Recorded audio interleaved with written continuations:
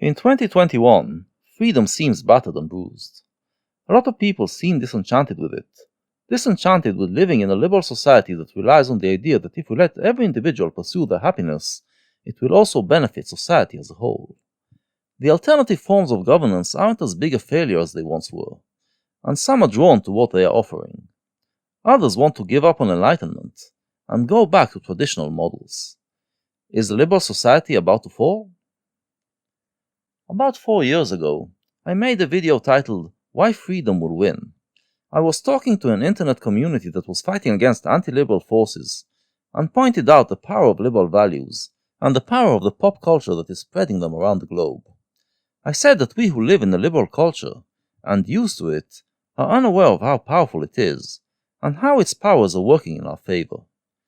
Alas, a lot of the people in that community did not listen to my words, and many of them gave up on freedom. The anti-liberal ideas that we were talking about back then came mainly from the left. Since then, many on the right have also gone anti-liberal, believing that liberalism inevitably leads either to communism or to total moral corruption.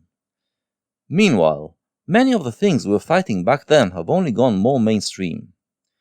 On the surface, then, things look grim. But if we look under the hood, more positive processes are taking place.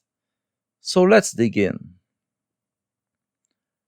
In the previous video, I identified 4 main current enemies of freedom: Islamists, Globalists, Feminists, and Sjws. Today, we are going to see how the fight against each of them is going. And we are also going to take a look at new threats that are rising. Actually, we shall begin by talking about one of these new enemies. Silicon Valley, as we are all aware, is now an enemy of freedom. Many voices are being restricted and cancelled. Many are deleted from the social platforms. This is one of the main things leading people to despair, to feel like the forces of unfreedom are encroaching and there's nothing we can do about it. But is that really the case? Let us take a historical perspective. In the age before the internet, was there a wider range of ideas allowed in the public sphere? Or a narrower one? Anyone familiar with the days of mass media would admit that it was much narrower. Many of the voices popular on YouTube today would never have a chance to make it on radio or television. In other words, we have more freedom, not less. There was a period when the internet was completely free, but such Wild West days never last. It was inevitable that once social media became more powerful, it would be subject to censorship. I am advocating and fighting for total freedom of expression on YouTube, but I know that it is a utopian demand, and I am not going to get it. The fact that we have greater freedom of expression than before is good enough for me, and it should be good enough for anyone who is being realistic. And it is definitely not a cause to despair about freedom, but rather to rejoice in it. The problem I do have is that while deleting someone's YouTube channel, Google is also erasing an identity that took years to build. And that's not right. Moreover, it is not just an individual identity, but a group identity, because it erases the community formed around that YouTube creator. Again, not right. But by now, new platforms have emerged, platforms to which these creators and their fans can migrate. It is hard to find new viewers and grow on these platforms, but at least the identity is kept alive. Again, this is not ideal, but good enough. Hopefully, those platforms will grow in the future and give us a true alternative to Silicon Valley. Which brings us to this channel. I'm sure you noticed that Google is choking this channel, giving it no chance to grow. I put a huge amount of work into my videos, and I have very little to show for it, beyond the satisfaction of making a good video for my small number of fans to watch. I lost most of my patrons during the pandemic, and getting very little financial compensation. Google seems to be winning, but I'm not giving up, so I opened a second channel, which will be dedicated to analysis of philosophy and art. Hopefully, this is something that doesn't offend our Google overlords, and I hope they will allow the channel to grow. I intend to monetize that channel, but to be able to monetize it, I need at least 1,000 subscribers. So please go subscribe, at least until the channel is big enough. Alright, enough about me. Let's talk about how the fight against the enemies of freedom is going. Let's begin with the one that has seen the most exciting developments recently, and that is the fight against Islamism. When I made my previous video, it seemed like Islamism was too strong to defeat.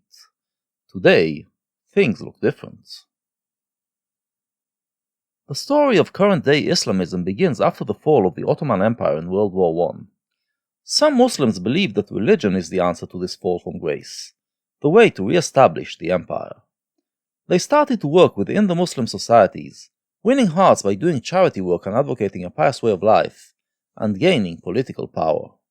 The aim was to take over the Muslim countries, establish a Muslim caliphate, and then continue to take over the world. They were very good at explaining why the current systems of power don't work, but when asked what their alternative was, they simply replied, "Islam is the answer," promising that the religion contains all the solutions needed.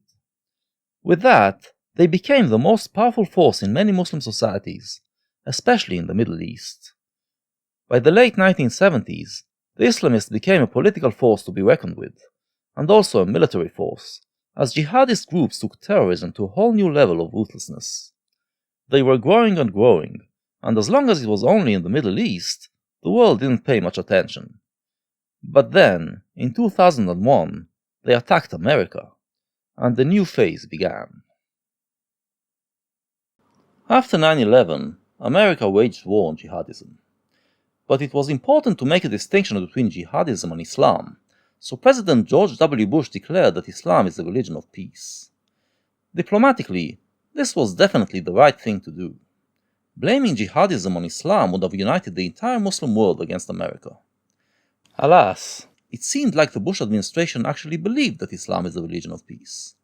They operated as if the only problem in the Arab world is lack of democracy, and once we get rid of the dictators, the Arabs will happily choose democracy and peace, and this will drain the swamp that breeds jihadists. The fact that democracy is incompatible with a society dominated by Islamic values was not acknowledged by neocons, and they accused everyone making this argument of being racist. The problem was, very few in America, or indeed in the Western world, knew anything about Islam. In the 2000s, this void was filled by Muslim apologists, who assured Westerners that Islam is indeed the religion of peace. Some of these apologists actually believed in it. Some were perpetrating the Islamist agenda of spreading Islam to the West. Exploiting the ignorance and goodwill of the Western public, they got their way. Those who opposed them were branded as Islamophobes. The Islamists were getting stronger in the Middle East as well. The Arab dictators, and the establishment in Arab countries, were afraid of the Islamists, so they cooperated with America in its war on terror. But that only allowed the jihadists to portray themselves as freedom fighters, who are fighting both against American imperialism and against the dictators, and become increasingly popular. Back then, it looked like the only possible outcome for the Middle East would be that the Islamists would eventually become strong enough to take over. But people in the Middle East actually did want freedom, and in 2011 they rose up in revolt. The Arab Spring took the Islamists by surprise and pulled the rug from under their feet. For decades they have been building slowly, amassing more and more power, preparing for the moment they could take over. But in the Arab Spring, the masses demanded democracy, not Islam, and the Islamists had to adjust. They joined the revolutions and played the democratic game, promising the people that they will give them the freedom that they crave. Since they were the strongest force in the Arab societies, they handily won the elections in Tunisia and Egypt. But when they were required to deliver, they had no idea how. For years, they were telling people that Islam is the answer. Now, it turned out that they had no answers. In Tunisia, it led people to turn against Islamism and vote for other parties. In Egypt, it meant loss of popularity for the Muslim Brotherhood, who eventually lost power to a military coup that re-established the dictatorship. In other countries, the Arab Spring led to civil war and chaos, and the jihadists capitalized and tried to take over. But with that, the true face of jihadism was exposed.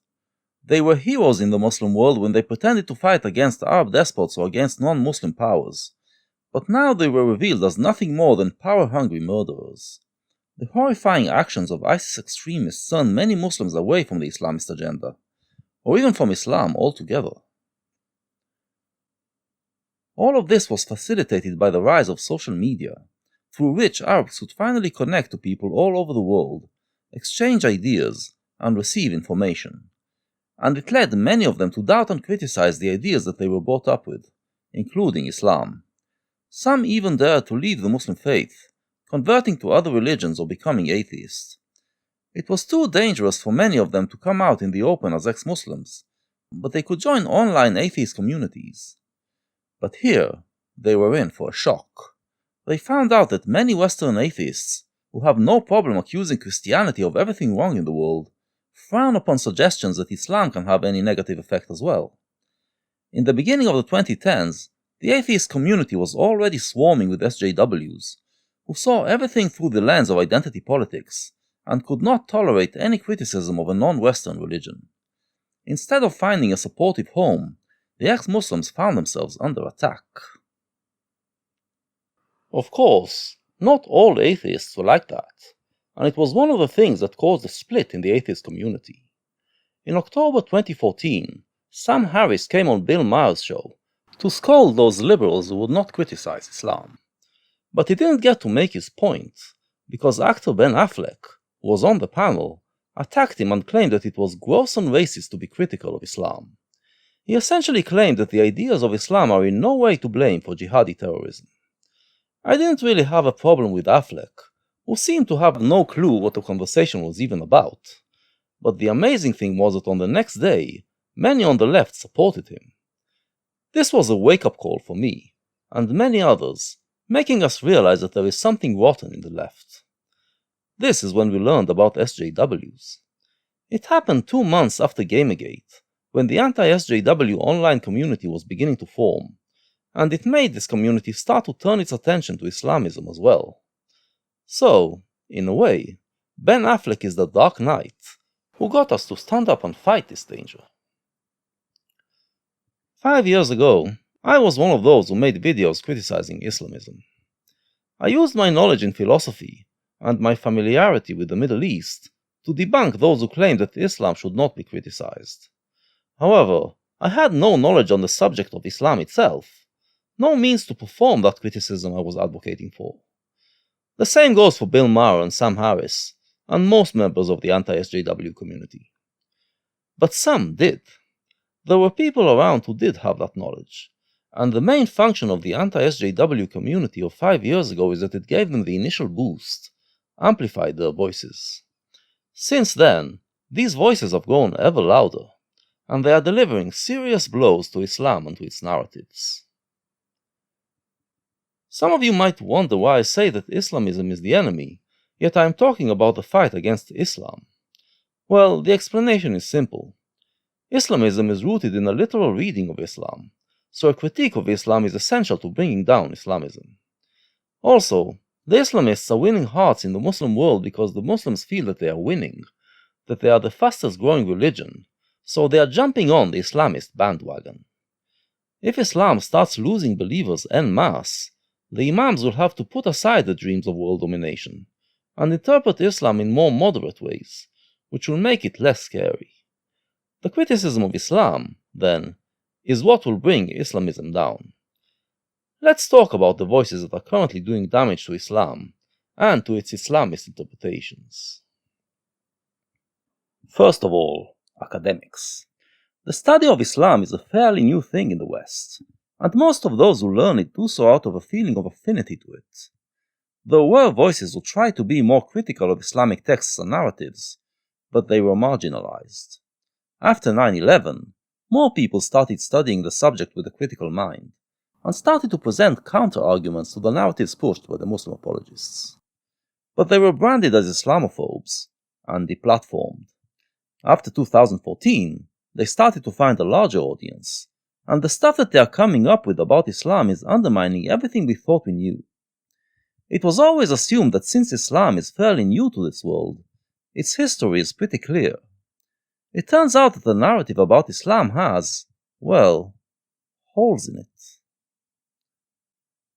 On top of that, there are the ex-Muslims. If we go back before 2011, the number of ex-Muslims who were known in public could be counted on the fingers of one hand. There was Ayan Hirsi Ali, who traveled with bodyguards and was regarded as a neocon. There was Maryam Namazi, who was a communist. And there was Cenk, who was and is a big fat zero. The rest cowered in dark corners of the web, expressing themselves online but afraid to show their face. But then, the growing anti-Islamist community on the web emboldened them, and many started to talk publicly, forming organizations and opening YouTube channels. When Namazi and a few others formed the Council of Ex-Muslims in Britain in 2007, it was the first of its kind. Now there is at least one ex-Muslim organization in every Western country. And the ex-Muslim YouTubers have found popularity, encouraging more and more to come forward. They know exactly what the weaknesses of Islam are, and are incorporating the stuff provided by the academics in their arguments against it. For many young Muslims, they are giving a voice to their doubts about their faith. The ex-Muslims are very effective, but not as effective as the Christian missionaries. Christians have much bigger infrastructure, experience and knowledge to carry out a theological war. Christian polemicists used to argue mainly against atheists and Jews, but lately they have recognized the current weakness of Islam, and are increasingly focusing on winning souls for Jesus in the Muslim world. Employing everything that they are learning from the academics and the ex-Muslims, they are converting many people. The SJWs are actually contributing as well. Since they formed an alliance with the Muslims, they are affecting many young Western Muslims to adopt their values. And it doesn't take long until these Muslims realize that these values are incompatible with the values of their religion. This sends many of them down the rabbit hole of doubt and skepticism, which leads to the side of YouTube we just described. Finally, YouTube has also seen the rise of young Muslim apologists in recent years, some of whom have become very popular. The problem is, they don't really know what they are doing. The Muslim apologists of the 2000s were usually academics, who knew how to speak to a Western audience and how to hide the problematic parts of their religion. The new YouTube apologists are putting it all out in the open, bringing great harm to their cause. All of this has caused a wave of apostasy in the Muslim world. Young Muslims are leaving their religion in droves. This can no longer be denied, and the religious leaders themselves are acknowledging that they have a problem. It is rare that you would find back home a young man or a young woman addressing their parents, their family, and telling them, I don't believe in Allah. I don't believe that Muhammad sallallahu alaihi wasallam was a messenger of Allah. I don't believe that the Quran is a book of revelation. That is unthinkable. That is the unthinkable. It is happening. It is happening continuously. It is going to become an avalanche, a tsunami that is going to hit our community in such a way that we will have a very difficult time standing. It will knock us over. Something that is really threatening the core of our society. Something that is so severe, so serious, that almost every single day I deal with it. Every single day. And that is Muslim youth leaving Islam. What percentage do you think that would be? Is it 2% of our youth? Is it 3? Give me a number. I want to share with you. Give me a number. 10, 5%. No, I want more than 5. 15, more. 20, more. 24% of Muslim youth are leaving Islam. These speakers are talking about Western Muslims, who are being driven to apostasy in large numbers because of the Western culture they grow up in. But this is being projected back into the Middle East, and studies have shown that there is a significant number of apostates in Muslim countries as well. It is still hard to get real numbers in the Middle East, and I am skeptical of the studies I've seen. But everyone, from all sides, agrees that this is going on. All of this was building up for several years now, but in the last year it reached what feels like a tipping point. In the theological debate with the other religions, one of the main arguments Muslim polemicists used was the claim of the preservation of the Quran. The claim is that we know, from old manuscripts that have been found, that the Old and New Testaments have gone through some changes over the years. Pretty minor changes, but it doesn't matter. If they have been changed, it means that they are not a revealed word of God, but have undergone human manipulation. This, said the Muslim polemicists, makes them suspect, as you don't know what has been changed, which supports the claim made in the Quran that the Jews and Christians have twisted the word of God. In contrast, the Quran never changed. It has been preserved in its original form, as dictated to Muhammad by the angel Gabriel. Here is Sheikh Yasser Qadhi, one of the most prominent Western Muslim apologists, repeatedly making this argument. Of the miracles of the Quran as well, and this is of the most important miracles, is the fact that the Quran has been preserved in a manner like no other book. And it is truly phenomenal when you study any other scripture, the Old Testament, the New Testament, the Gitas. When you study any scripture, there is simply no comparison. And the Quran, there's only one Quran. There are no various versions or whatnot. It's one standard copy of the Quran across the Muslim world. And really, there's not been any variant versions of the Quran. The Quran is the Quran for all sects and schisms and groups of Islam. And we also, all Muslims take pride in the fact there is but one Quran. There's no variants of the Quran. So the Caliph Uthman standardized the copies of the Quran, and therefore from his time up until our time there has never been two copies of the Quran that are different even in one letter or one word, and this is because of the far-sightedness of the Caliph Uthman. And really Muslims are very humble and very proud and very grateful to God that they're the only religious group that can with so much authority say that their scriptures really have been preserved authentically. The Quran is the most protected of all scriptures, and in fact we as Muslims believe that God in his divine wisdom and plan has protected the Quran from any type of alteration, from any type of deviation, from any type of miswriting. With this argument, Muslims always had an out in their theological debates. They could always claim that the Bible is wrong, since it has been corrupted by humans. For instance, the Quran says that we ordained for the children of Israel that whoever kills a person, unless it is for murder or corruption on earth, it is as if he killed the whole of mankind, and whoever saves it, it is as if he saved the whole of mankind. The we here pertains to Allah, and this is the passage where he decrees to the Jews that murder is wrong. Muslim apologists use it as proof that Islam forbids murder. But there are a few problems here. First of all, this quote isn't from the Torah, but from the Talmud.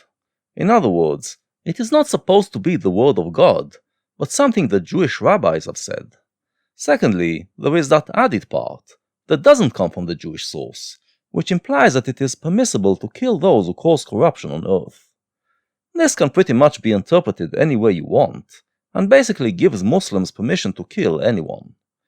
But when this is pointed out to Muslims, they can always fall back on the claim that it actually was revealed in the Torah, but the Jews changed it, and now the Quran fixed it and gives you the word of God. But once the critics of Islam started digging, they realized the picture is quite different. In the Arabic language, there are many letters that look alike, and the only difference between them is where you place the dots.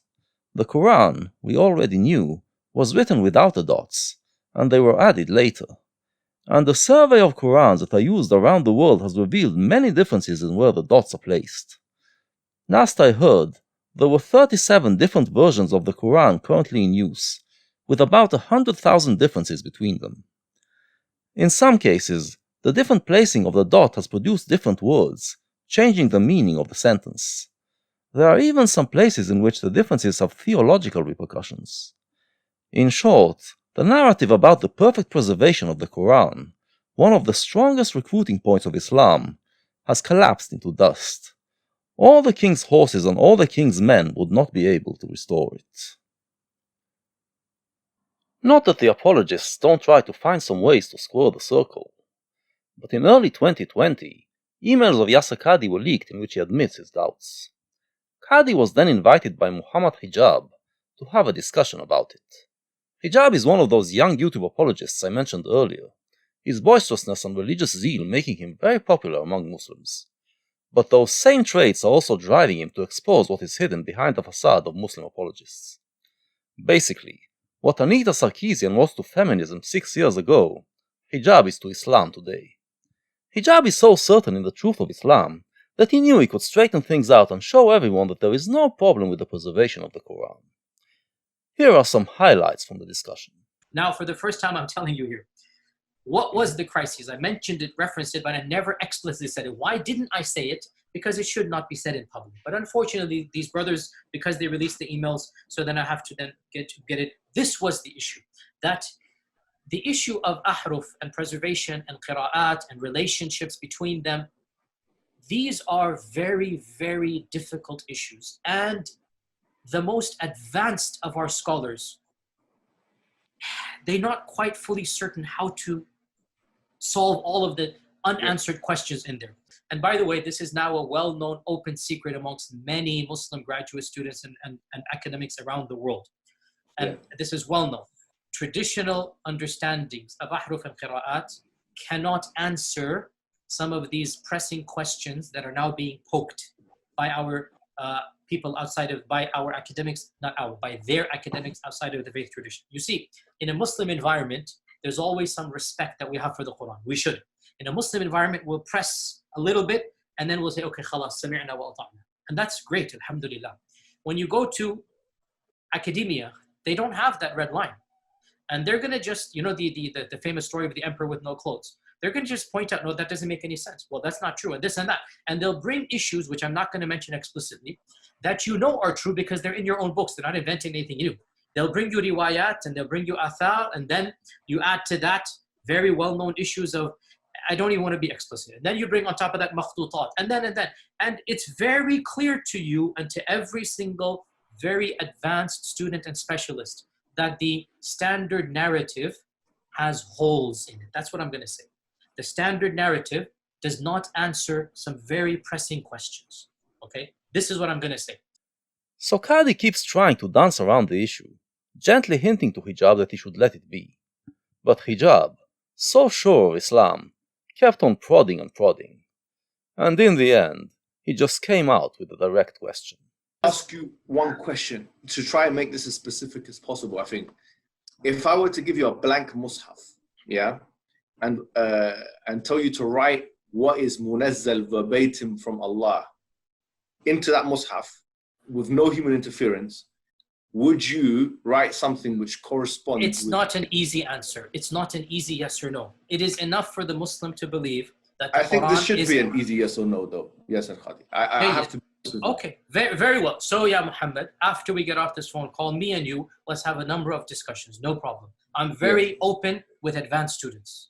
But these issues should not... Look, it is Kalamullah, what is going to be written. It is Kalamullah. It is what would you write? You're pushing me.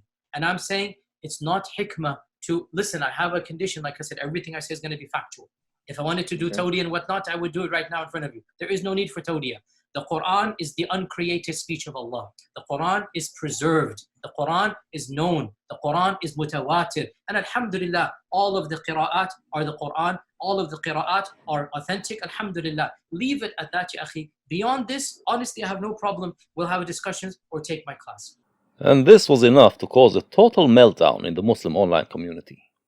Qadi essentially admitted that he doesn't know what the real preserved Quran is, and moreover, that the Muslim scholars lied about it for centuries.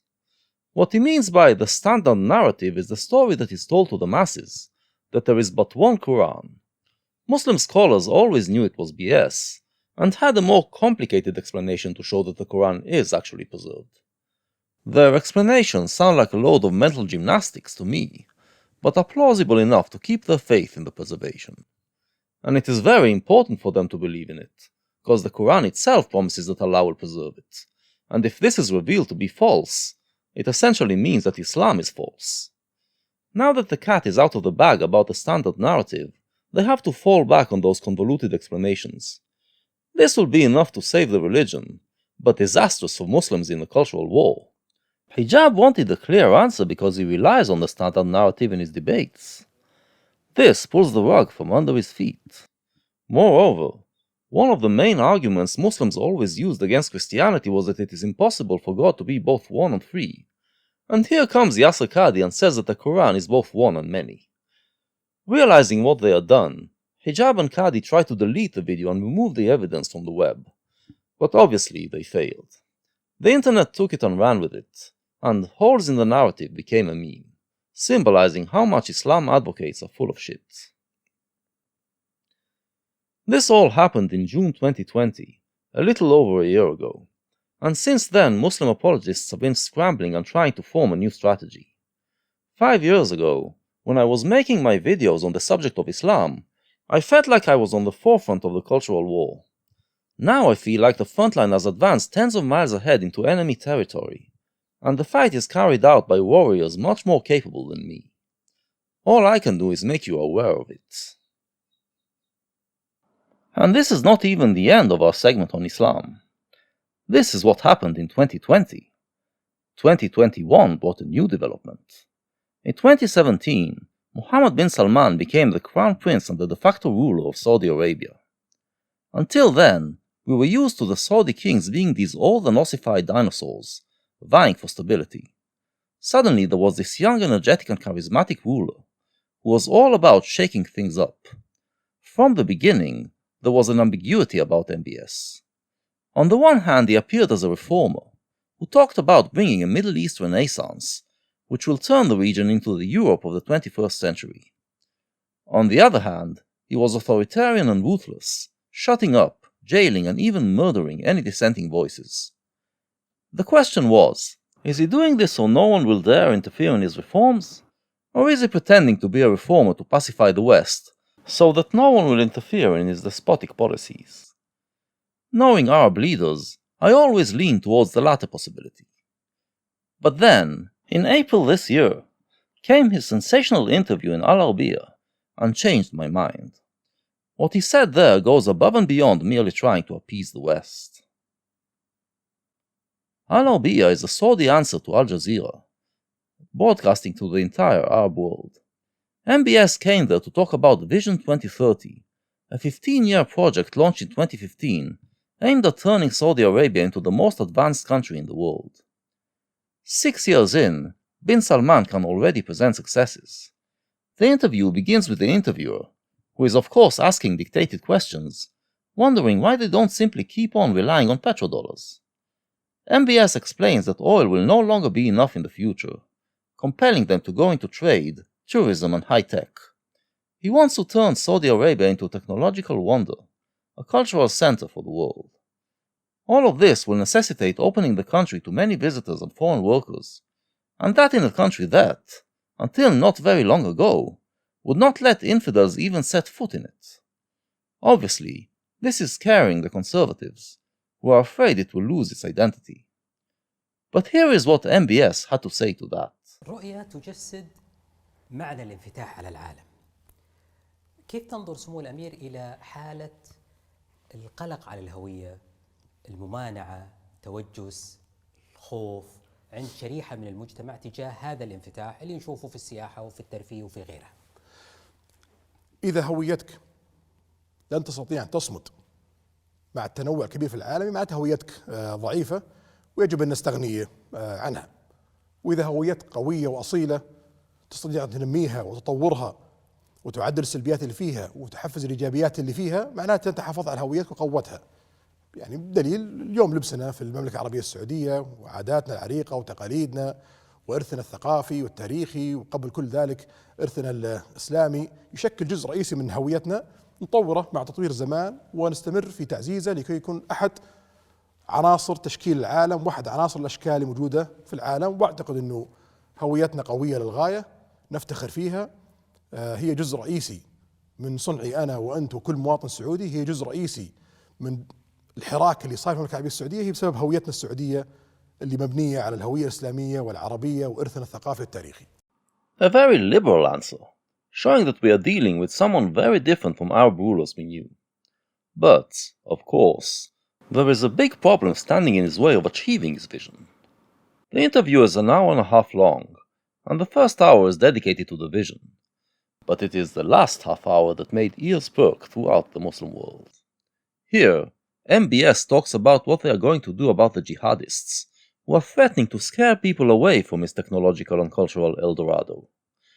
His answer to that is that Saudi Arabia is going to go through a process of moderation, and here is how he defines what it means. حدثني سمو الأمير عن حملة تحييد الخطاب المتطرف. يعني صعب تختار من تبدأ، لكن التطرف في كل شيء غير جائز. والرسول صلى الله عليه وسلم تكلم في أحد حديثه بأنه يعني يوم من الأيام سوف يخرج من هو يتطرف، إذا خرجوا اقتلوهم. فالغلو في أي شيء، سواء في الدين أو في ثقافتنا أو في عروبتنا أو في أي أمر كان، خطير الغاية من نص الرسول صلى الله عليه وسلم ومن التجارب الدنيوية ومن التاريخ اللي تقرأه.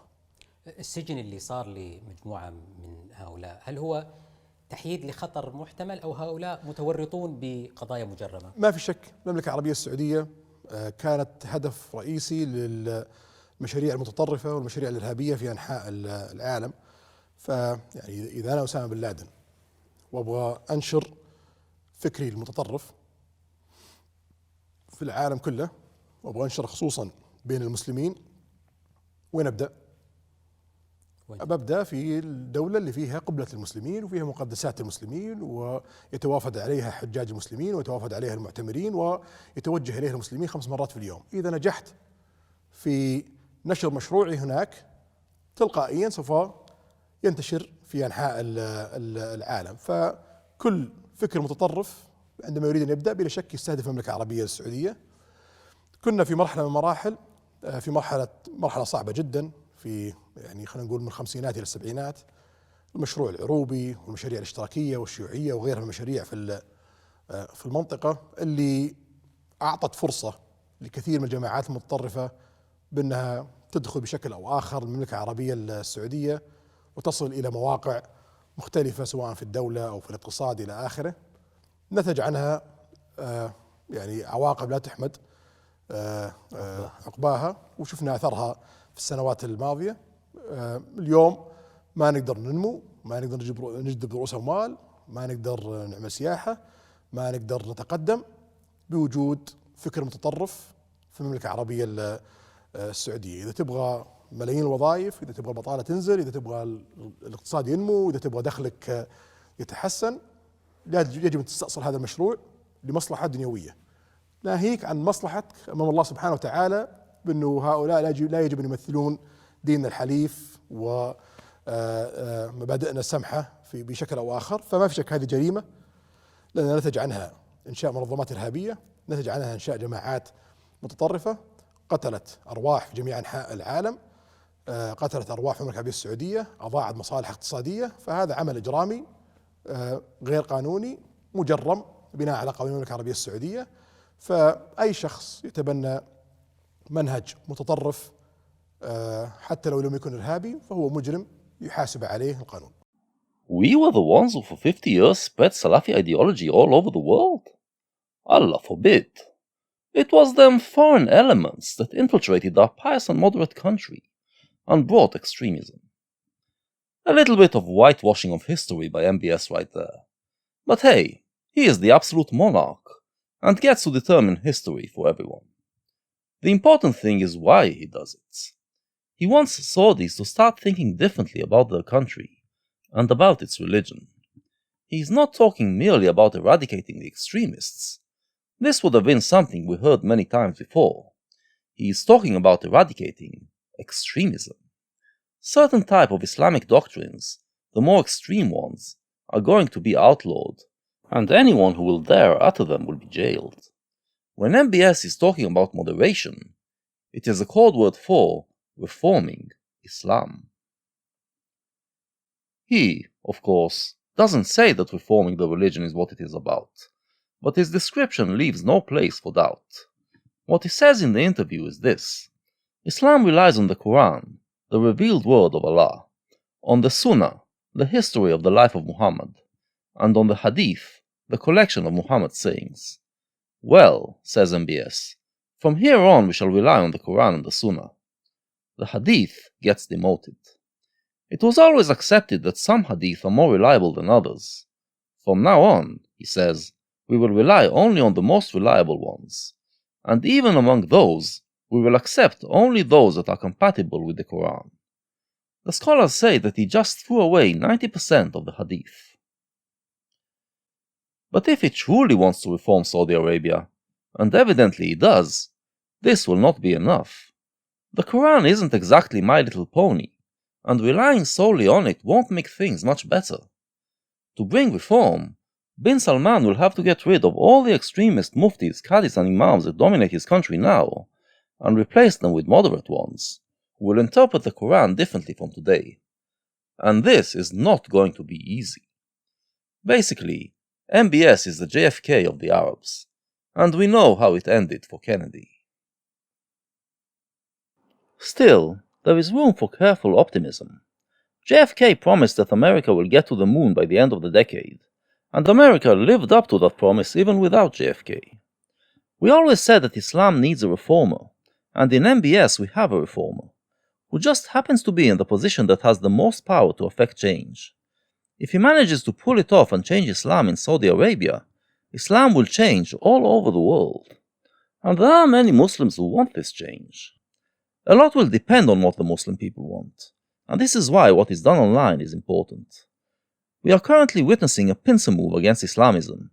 One flank of it the top-down reform that MBS is trying to impose, the other the bottom-up critique that is happening on the web.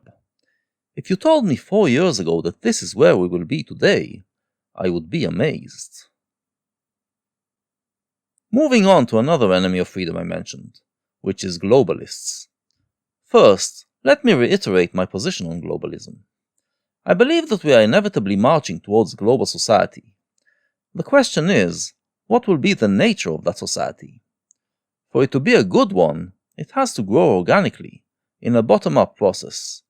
Just like tribes got together to form shared national identities, and then formed states for the nations, so will nations get together to form bigger structures, and so forth until a global society is founded. The European Union is one such superstate structure, and it can exist because the different European nations have evolved to a point where they have a lot in common. However, they did not develop a shared European identity yet, and until that happens, the EU cannot be a successful replacement for the European nation-states. The problem is that there are globalists who are trying to impose the EU in a top-down process before that, and also impose other superstructures, and this can only end in dictatorship or chaos. This is why they are enemies of freedom. Things have got better on that front as well since my first video. Nationalism has reawakened in many places as a rejection of globalism. In fact, in some places it seems to be going too far in the other direction, bringing on the bad aspects associated with nationalism, like xenophobia and jingoism. In that video I focused on the left as a threat for freedom, but now the right must be considered as well. We saw the right wing in America storming Capitol Hill earlier this year, in what some have called a coup attempt. I think that's an exaggeration, and it was more like a riot. But there's no denying that a lot of the people who took part in it are people who despaired of democracy, and want some form of authoritarian right-wing government. Right now, they don't have institutional power, so their threat level is low. But if democracy isn't strengthened, it might increase. As I see it, the current threat from the right comes in two forms. One is populist leaders that are undermining liberal institutions, the other is nationalism that goes too far. Some say that President Trump represented both of them, but even if that's true, one man cannot threaten American democracy. In places where democracy is less robust, however, it is more worrying. Brazil and the Philippines are examples of democracies that elected populist leaders with anti-liberal tendencies. India and Poland are two countries that saw an alarming rise in nationalist sentiments. I don't know enough about these countries to form an opinion, and I am wary when commentators portray countries in a bad light due to their nationalism. Because there is another force out there. People who are using anti-nationalism not because they honestly want to replace it with something like the EU, but because they want to undermine the nation-state. Many silly people on the left believe that if we do away with the nation-state, it will make society better. And they are being manipulated as useful idiots by anti-Western forces, who are using them to undermine the Western countries. In my country, Israel, we are acutely aware of these attempts, and in 2018 the Israeli Knesset added a national law to our constitution, enshrining Israel as a Jewish state. The usual coalition of Arab imperialists, Western globalists, and anti-Semites try to portray it as a discriminatory law, but nothing could be further from the truth. I recently made a video which describes this battle in detail, if you want to learn more. I hope Israel will become a model that other countries will follow, because I think this model is the solution to keep both the extreme left and the extreme right at bay. The nation-state emerged in the 19th century as an anti-imperialist force, as nations defined themselves and demanded to have sovereignty. They fought against the empires and established themselves. The problem was, imperialist thought was also still around, and so some of the nation-states became imperialistic, leading to 2 world wars. These years also saw the rise of race theories, and some nations made race a requirement to be a member. This led to a backlash, and in recent decades there has been a movement away from the nation-state. But putting the blame on the nation-state is wrong. The culprits were imperialism and racism, not nationalism. If we look at the history since World War II, we see that after the empires collapsed and replaced by the nation-states, the world has seen the most peaceful time it ever experienced. Wars between nation-states are very rare. Most of the recent wars have been civil wars that happened in places where the nation-state wasn't strong enough. A nation-state is the thing that ensures democracy and freedom. The shared national identity is what holds the citizens together despite their differences, making them treat each other as part of the in-group. It allows them to transcend differences of religion, race and class, and to have bitter ideological and political arguments without descending into civil war. As someone who lives in Israel, I can see very clearly how this is holding us together, and preventing us from experiencing the social disintegration that we see elsewhere. There are also dangers in nationalism, but the Israeli model overcomes them. Israel defines itself as a Jewish and democratic state, maintaining a balance between nationalism and democracy. The shared national identity protects the democracy, and the democratic identity prevents a national identity from becoming too dominant and oppressive to individuals or minorities. Again, this is a model I hope other countries will adopt. Unfortunately, many Westerners forgot what nationality is, and they are confusing it with race. So instead of strengthening their national identity, they promote white nationalism. Then again, like I said in the beginning, there are signs that the national spirit is reawakening. Brexit was a statement of British nationalism, not race. The world needs to go in that direction for a while, before it can go back to thinking of bigger structures. The other 2 enemies of freedom I mentioned were the feminists and the SJWs. I separated between the 2, and my reasoning for it was that while feminists complain about non-existing issues, trying to create the semblance of discrimination where there is none, SJWs focus on groups that do have real problems. Since then, I have learned more, and now I distinguish between the 2 for a different reason. The feminism that is the enemy of freedom is what I call Creationist Feminism. It is based on the belief that gender is completely a social construct. That is, that the way men and women behave in our society has nothing to do with their nature, but is completely something that they learn from society. And that what constructs and imposes the gender identities is the patriarchy, a structure that ruled human society for eons, which constructs the genders in a way that ensures the domination of males over females. I call it creationism because it rejects the idea of natural evolution of the genders, and claims that they are the result of a single act of creation that determined the gender roles. In the 90s, Creationist Feminism started to promote intersectionality, which expanded the idea of the patriarchy, claiming that we are living in an imperialist, white supremacist, heteronormative, cis-normative capitalist patriarchy, which ensures the domination of the straight white male over every other group. This combination of creationism with intersectionality is what created the SJWs. In that, the feminists expanded their power. But, as I pointed out in my video on J.K. Rowling, by creating intersectionality, creationist feminism ended up destroying itself, because it created a fatal contradiction. While creationist feminists claim that biological sex is real while gender is a construct, creationist transgenders claim that gender is real while biological sex is a construct. And since the oppression Olympics determines that the transgendered are the more oppressed, and since SJWs believe that the one who is more oppressed is the one who should be believed, it is their point of view that is accepted. So gender is now deemed to be real, and the basis for creationist feminism has collapsed. After I made my video on J.K. Rowling, I had a debate with Jangle's science lad on trans issues. At some point, we had this exchange. Yeah, by the way, I was meaning to ask you, in our last discussion, you claimed that, gender is a social construct. Mm-hmm. How do you explain trans people then? Trans people? Sure. Well, the same way I would explain it in the same way I described nature versus nurture.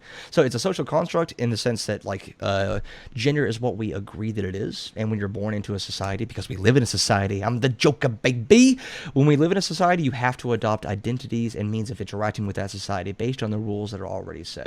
So we're trying to find our way in the world, and we're trying to do so based on the tools that we've been given, which is determined by our societies. And so if you were born with a certain genetic makeup, that genetic makeup is going to make you more comfortable or less comfortable with certain identities that you can choose or that are imposed upon you by society. So I don't think in my opinion, that's perfectly logical, and there's no inconsistency, but maybe you found one. Okay, so, I mean, when you say that, let me see if I understand. When you say that something, let's say gender, is a social construct, can be understood in two ways. One is that we are born tabula rasa. There's no, we don't have innate ways to gender expression ways. Yeah, innate expression. Everything is taught to us by society, and society teaches those who are born, male to behave like men, like boys, and those who are born female to behave like in a way that society decided that girls and boys should behave. Now, if that was the theory, then I don't see how transgender people are even possible. The other way to understand it is that we do have ways of gender expression. That means that there are behaviors that, as an individual, I feel more comfortable with, that are more natural to me, and that's something that's innate. It's part of my nature. But we are born into a society that basically imposes a gender binary where it tells boys to behave in a certain way and girls that they should behave in a certain way, and that's kind of not the situation, because actually if it wasn't for society imposing that, then there would be no statistical differences between males and females in the way that they behave. Yeah, so you have the same amount of let's say aggression on the female side and on the male side and all that. So if I'm understanding, that's where the second one is more, the latter one is more is closer to your position. So the second one, so the first position was the tabula rasa one, right? The second one was, no, there's something innate there that is going to manifest. And yeah, I'm definitely closer to the second one. Like, so all of us have certain base desires that we must fill. We are biological beings, and our number one goal from like a biological standpoint is to maintain some sort of homeostasis. So we want to ingest energy to fuel our bodies. We want to avoid pain. We want to, there are certain like primal instincts and primal desires that we're trying to, maintain. every physiological process in your body, including the ones in your brain, are geared towards maintaining homeostasis. The trouble there is that that's going to manifest itself in wildly, incredibly different and variant ways depending on the environment in your that you're placed within. If there's one universal truth about humanity, is that we are enormously adaptable. So the same body can be placed into the jungle 9,000 years ago, or it can be placed into a modern city today and still find ways to function based on the society and the rules of that society around it.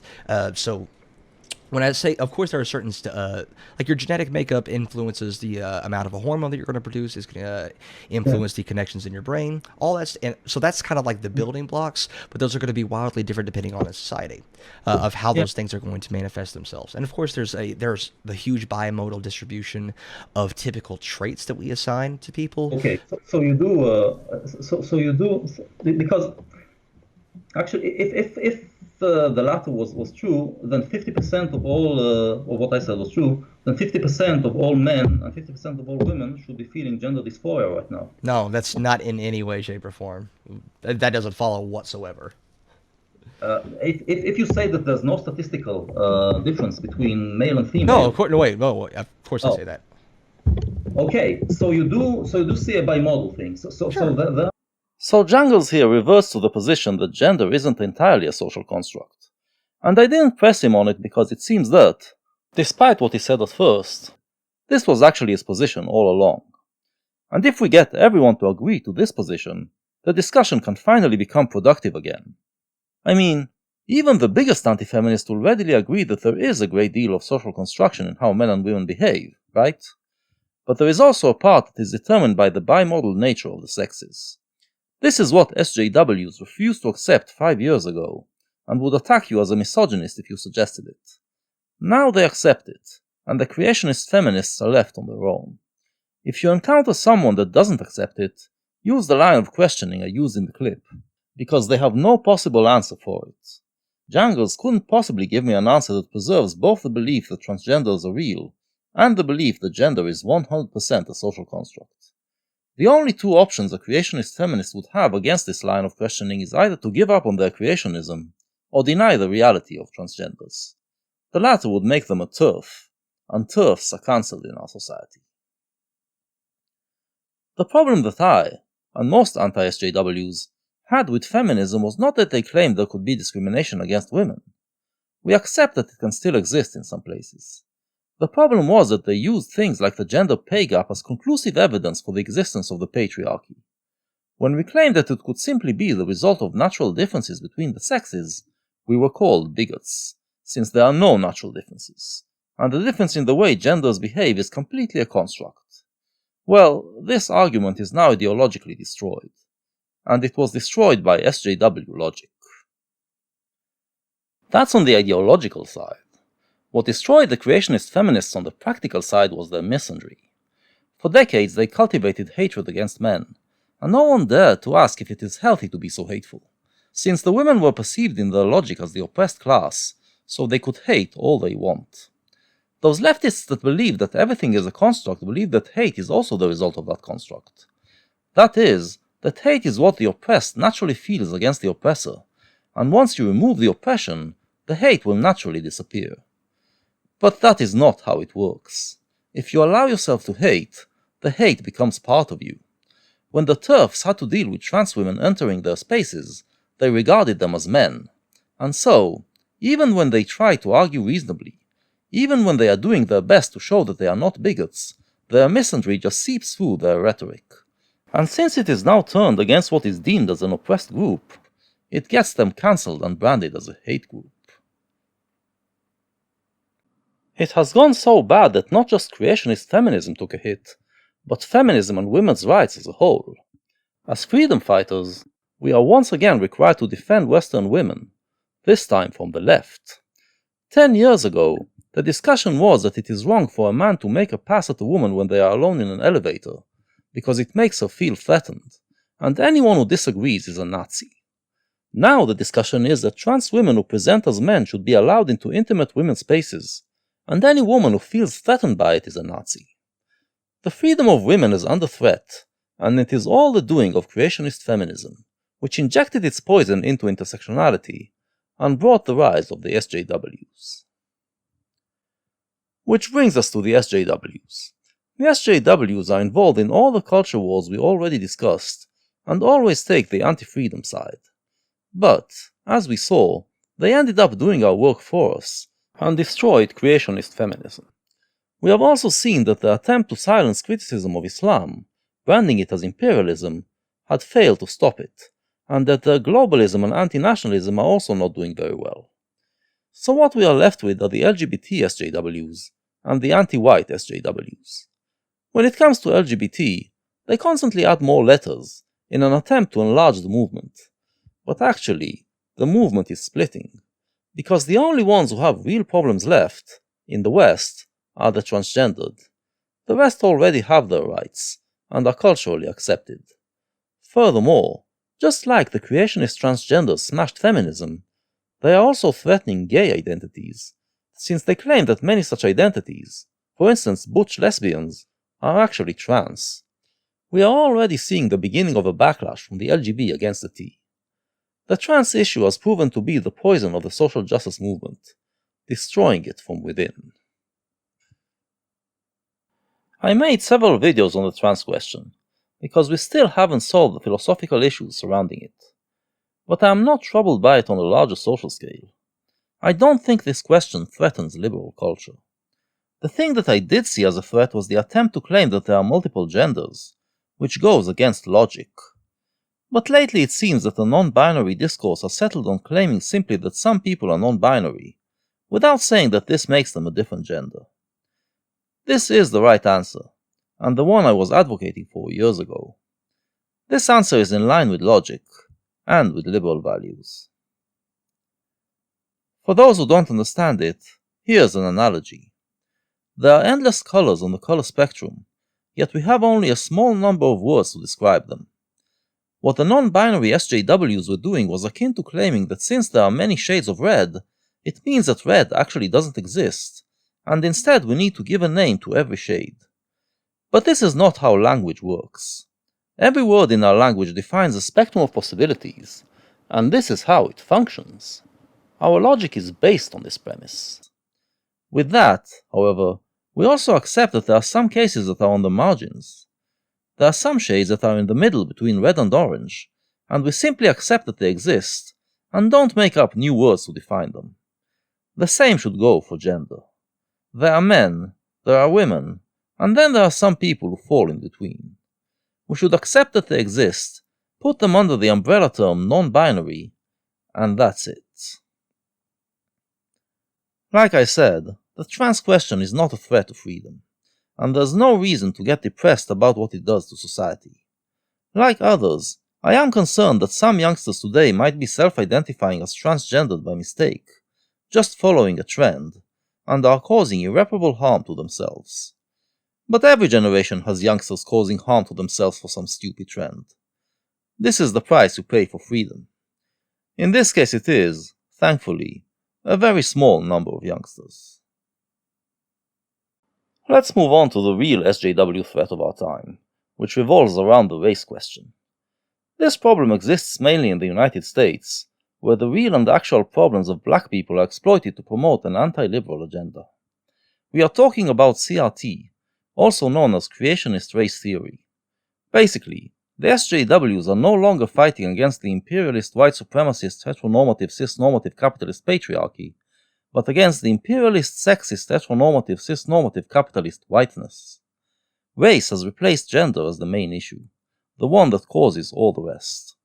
It is no longer about men versus women, but about whites versus people of color. Or at least, that's how they describe it. In reality, it is about harnessing black anger to fight against so-called whiteness, which is just a code name for Western liberal values. This is built upon a weakness in contemporary American culture, which is the result of the historical moment that we are in. America has finally accepted black people as equal, and as an integral part of American society.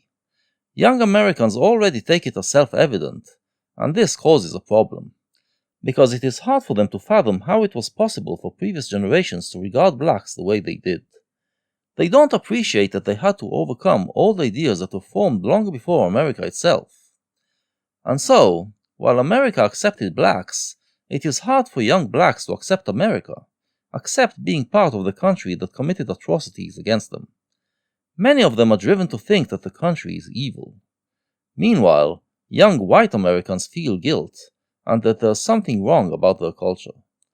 These sentiments are being exploited by SJWs to promote their agenda. The good news is that the general public is now becoming aware of the danger. As mainstream institutions are adopting wokeness, people can no longer be ignorant of it.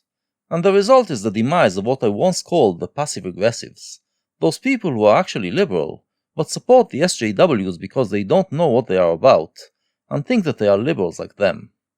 Identity politics, creationist thinking, and wokeness are now part of the establishment, and feel authoritarian and unjust. I predict many black people will turn against creationist race theory, and it will go the way of creationist feminism.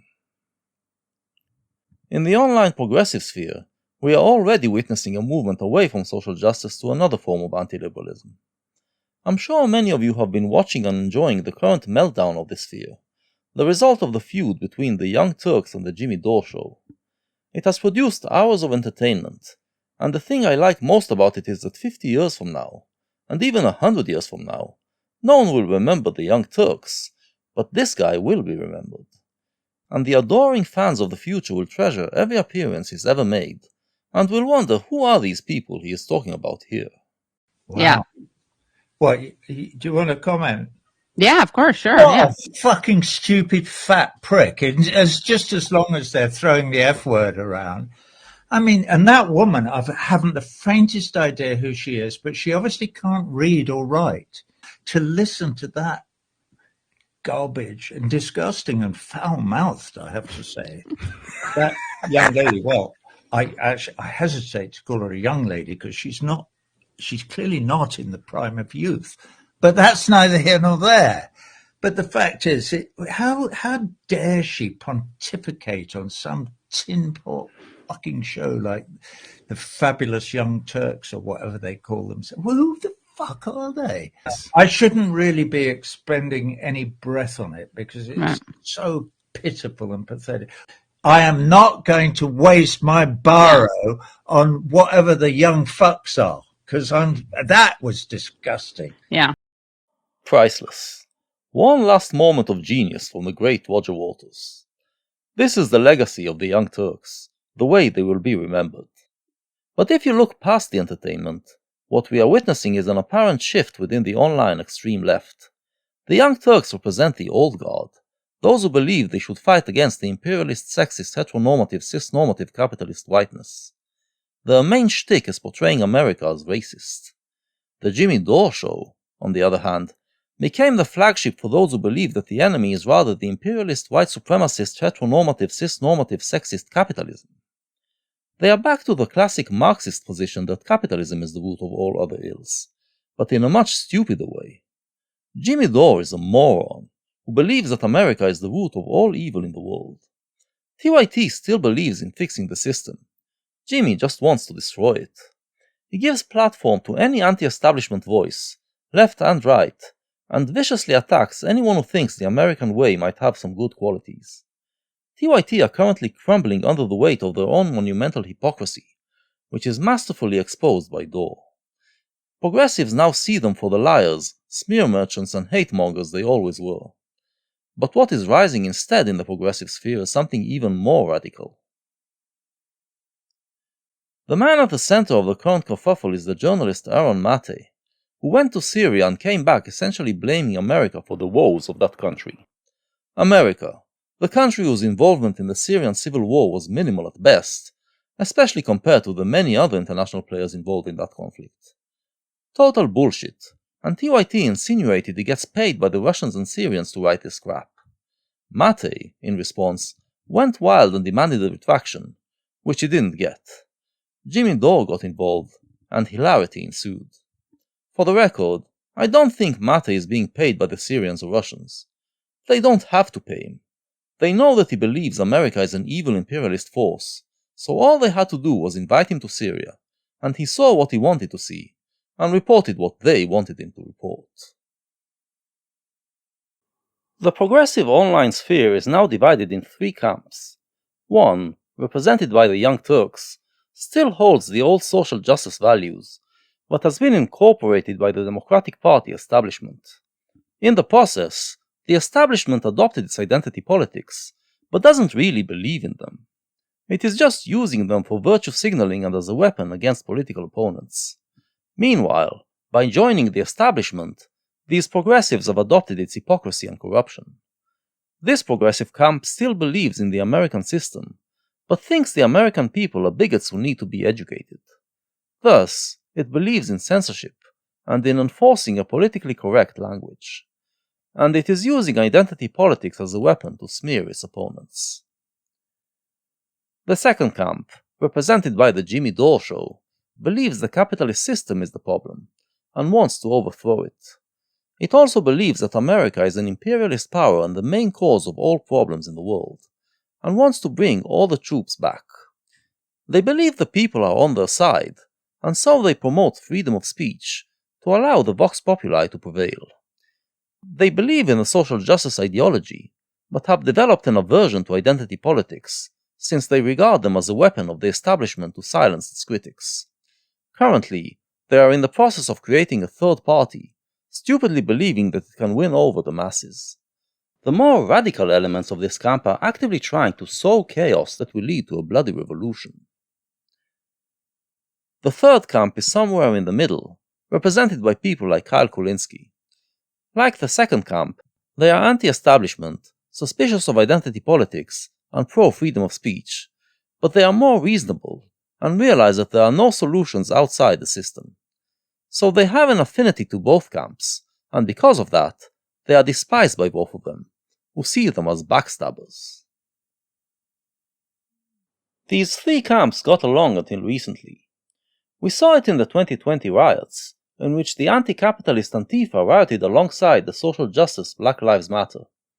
But while BLM was demanding an end to racism, to be brought about by a change in language, Antifa was blending in and agitating towards destruction of property and looting, aimed at destabilizing the capitalist system.